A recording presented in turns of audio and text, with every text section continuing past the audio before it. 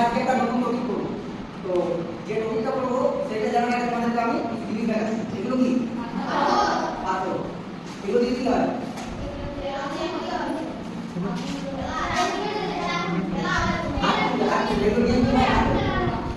পাথর দিয়ে কি করা হয়?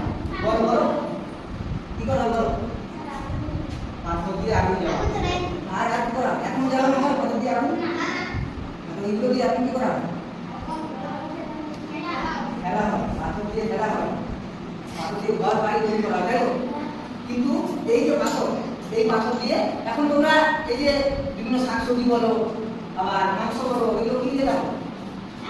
কি দিয়ে কাটো? কিসে কাটো? সেগুলো কিসের তৈরি? কিন্তু এমন একটা সময় যে সময় কিন্তু লোহা আবিষ্কার হয়নি, সেই সময় মানুষ তাহলে এইরকম যে বড় বড় জন্তু পশু পাখি যে শিকার করতো তারা কিভাবেই করতো? এই যে পাথর, এই আমরা যে টপিকটা করবো সেটা হচ্ছে কি পাথরের যুগের ইতিহাস। সেই পাথরের যুগের ইতিহাসকে তিনটা ভাগে ভাগ করা হয়। তার আমরা প্রথম একটা করবো সেটা হচ্ছে কি পুরনো পাথরের যুগ। পুরনো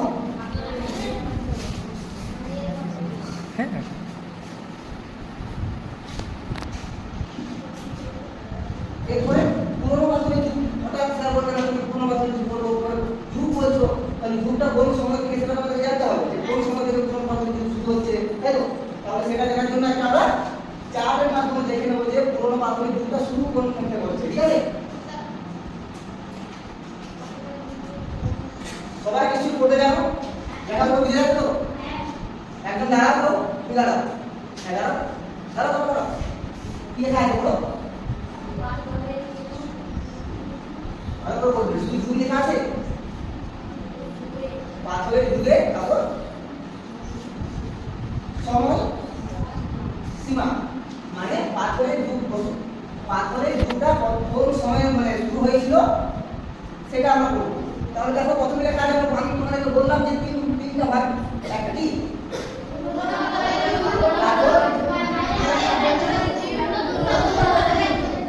এটা আমরা পড়ে গেল। তো এই পুরনো পাথরের যুগ আমরা আজকে আমাদের যে পড়ানোর বিষয় আমরা যখন জানবো সেটা হচ্ছে কি এই পুরনো পাথরের যুগ। তাহলে আমরা এই পরের যুগ পড়ে যাবো, তাই তো? যে আমাদেরকে যেটা আমাদের জানতে হবে আজকে সেটা হচ্ছে পুরনো পাথরের যুগের সময়টা আমরা বলছি। ঠিক আছে,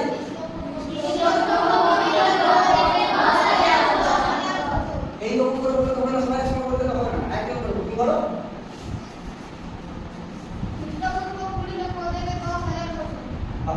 এরপর বসে তুমি যে বললে খ্রিস্টপূর্ব 2 লক্ষ থেকে 10,000 বছর, এই সময়টা বুঝতে পারছো কোন সময়টা? খ্রিস্টপূর্ব মানে নিশ্চয়ই আপনাদের মধ্যে তো ধারণা আছে, নিশ্চয়ই আছে তো? খ্রিস্টপূর্ব মানে কোন সময়টা বলছি বলো? বল, যীশু খ্রিস্টের জন্মে কিসব বলছো? খ্রিস্টপূর্ব। বল, যীশু খ্রিস্টের জন্মে আগের সময়টাকে আমরা বলছি খ্রিস্ট, আমি ছোট করে লিখছি শর্ট করে খ্রিস্টপূর্ব। ঠিক আছে, তাহলে খ্রিস্টপূর্ব যীশু খ্রিস্টের জন্মের পরবর্তী সময়টা, আর যীশু খ্রিস্টের জন্মের যীশু খ্রিস্টের জন্মের পূর্ববর্তী সময় আগের সময়টা হচ্ছে খ্রিস্টপূর্ব, আর যীশু খ্রিস্ট জন্মগ্রহণ করার পর যে সময়টা সেটা হচ্ছে খ্রিস্টাব্দ। ঠিক আছে, তো আজকে আমরা যেটা পড়া হচ্ছে কি পুরনো পাথরের যুগ। সেখানে আমরা কি জানবো যে পুরনো পাথরের যুগে মানুষের বাসস্থান কোথায় ছিল, কল্পনা মানুষের বাসস্থান কোথায় ছিল আমরা জানবো। সেই সময় তারা হাতিয়ার হিসেবে কি ব্যবহার করতো, তাদের হাতিয়ারগুলো কেমন ছিল সেটা জানবো।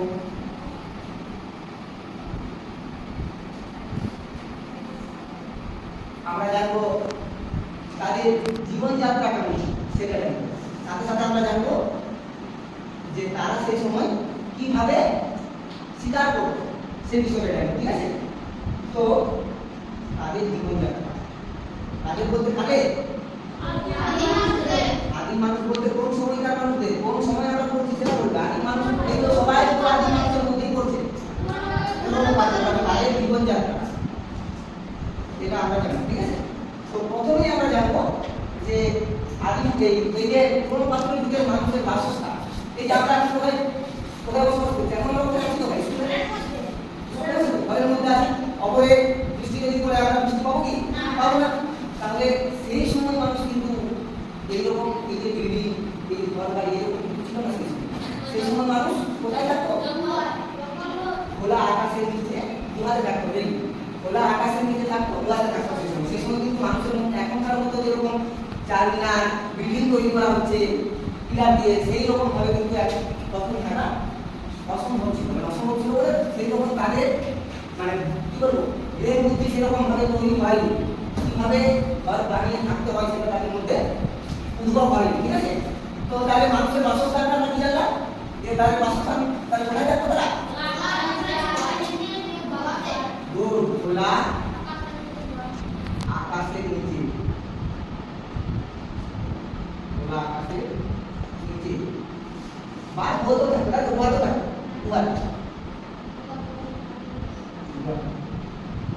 এরপর আমরা জানবো যে এই পুরোনো পাথরের যুগ, এগুলো কিন্তু বৈশিষ্ট্য যেগুলো আমরা জানছি সেগুলো হচ্ছে পুরোনো পাথরের যুগের বৈশিষ্ট্য কি?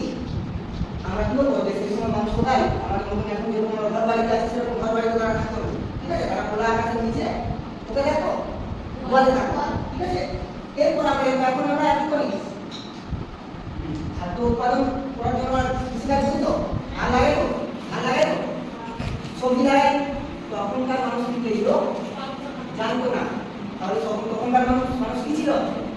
খাদ্য উৎপাদন করতে পারতো না। তখনকার মানুষ খাদ্য উৎপাদন করতে পারতো না। তারা কি ছিল? যাযাবর ছিল। ঠিক আছে, তাদের স্থায়ী বাসস্থান ছিল না। দেখো তো যাযাবর তো বড় যাযাবর ছিল। ঠিক আছে, কিন্তু তাদের স্থায়ী বাসস্থান ছিল না। তারা কিছুদিন এখানে থাকলো, আবার সেগুলো আবার অন্য চলে যাবে। ঠিক আছে, এবারে যেটা বললাম আমরা এই যে এখন আমরা খাদ্য উৎপাদন করতে পারছি, সেই সময় মানুষ কিছু পারতো না উৎপাদন করতে। তাহলে সেই সময় মানুষ কি করতো? খাদ্য কি করতো? সংগ্রহ করতো।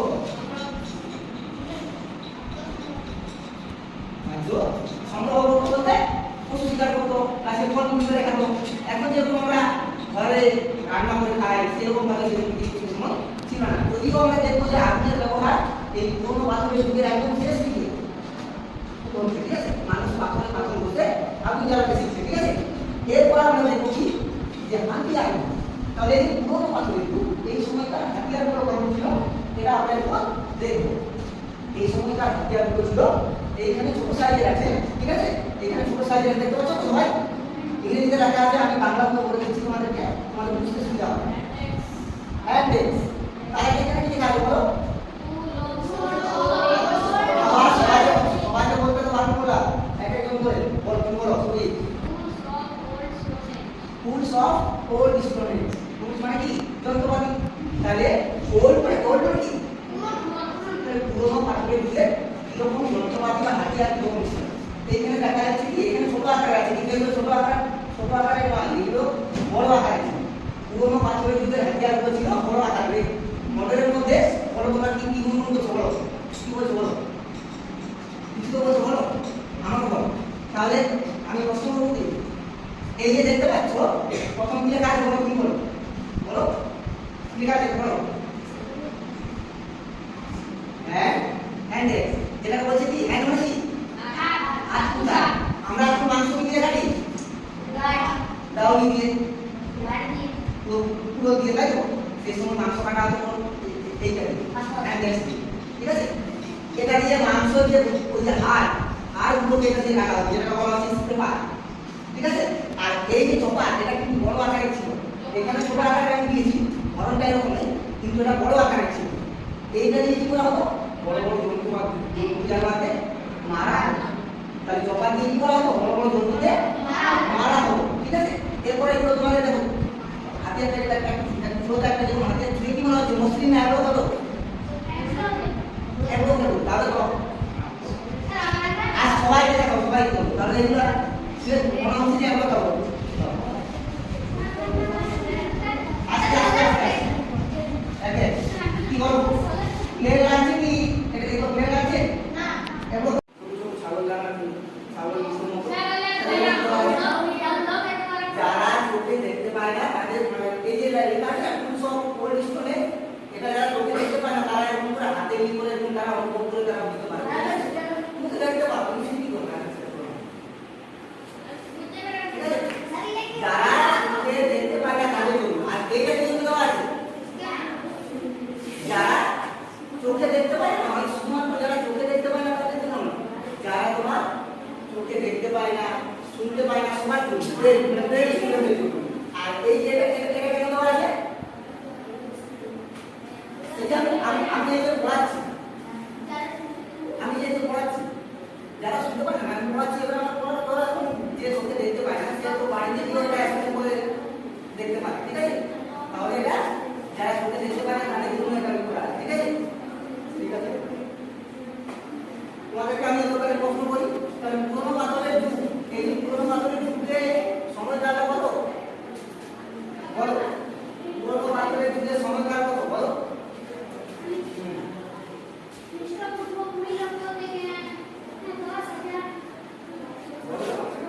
Good, very good, good. এই যে পুরোনো পাথরের যুগ আমরা পড়লাম, তো এই পুরোনো পাথরের যুগে সাকিয়ার পুরো কেমন ছিল? প্র্যাকটিক্যাল ছিল, আগে আছে মুখে কেউ বলবে না, হাত তুলে বড় এগুলো করবো। আর আমরা এটাও বললাম যে এই সময়কার মানুষের কি, আমরা যেরকম এখন পাকা বাড়িতে আছি সেই সময় এরকম মানুষ পাকা বাড়িতে থাকতো, তাই তো? পাকা বাড়িতে থাকতো তো?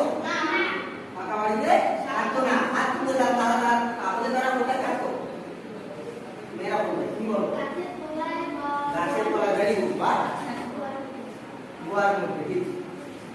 আজকে আমাদের এটা বই, এর পরের দিন আমরা নতুন এই মাঝে পাথরের যুগ আমরা করব। এখানে আমরা কি দেখব, এই হাতিয়ারগুলো ধীরে ধীরে মসৃণ হবে, আপনার উন্নত হবে। এই যে এগুলো হাতিয়ারগুলো, এরপর মানুষের বুদ্ধি চেঞ্জ হবে আস্তে আস্তে। যত তোমরা যত বড় হবে তত তোমাদের বুদ্ধি চেঞ্জ হবে। তাহলে এরপর আমরা এটা বলবো, সেটা হচ্ছে কি মাঝে পাথরের যুগের ইতিহাস, যেটাকে বলা হচ্ছে কি ক্ষুদ্রাকৃতি যুগের ইতিহাসও বলা হচ্ছে সেটাকে, ঠিক আছে? এটা আমরা